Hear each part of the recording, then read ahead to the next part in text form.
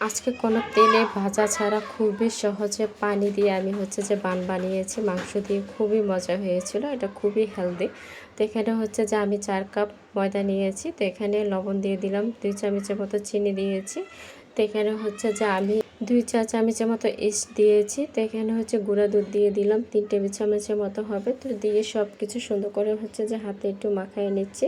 তো শুকনো জিনিসগুলোকে হাতে একটু মিশিয়ে নিলাম। তো এখানে যে একটু পরিমাণ মতো 2 চামচের মতো হবে আমি তেল দিয়েছি। তেলটা দিয়ে আবার একটু মেখে নিচ্ছি। তো এই পর্যায়ে যে হালকা কুসুম গরম পানি দিয়ে আমি ডোটাকে মেখে নিলাম। তো এই পর্যায়ে আমার মাখা শেষ। এখানে যে আমি হাতে একটু তেল মাখিয়ে যে ডোটাকে একটু মেখে নিলাম আবার। তো এই পর্যায়ে যে রেস্টে রেখে দিয়েছি। আপনার ছিদ্রটা কিন্তু আমি বন্ধ করে দিলাম একটা লং দিয়ে। তো এখানে যে পুরটা বানাবো, পেঁয়াজ কুচি দিয়ে দিলাম। তো এখানে যে আমি গরু মাংসটা দিয়েছি।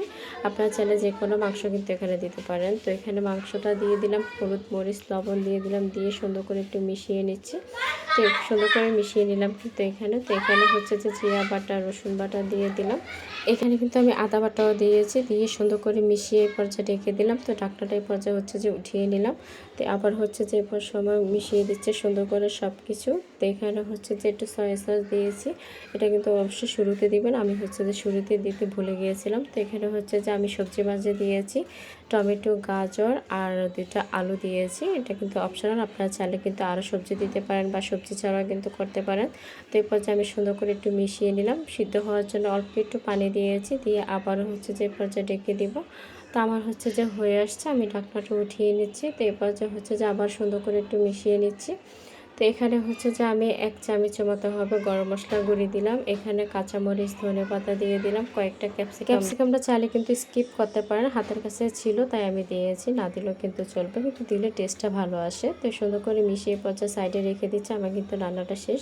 তো যে ডোটা করেছি দেখেন কতটা সুন্দর করে আমার যে হয়ে আসছে, খুবই সুন্দর করে কিন্তু ফুলেছে। তো এখানে যে আমি একটু বাতাসটা বের করে নিচ্ছি, পর্যায়ে যে লেচি কেটে নিচ্ছি।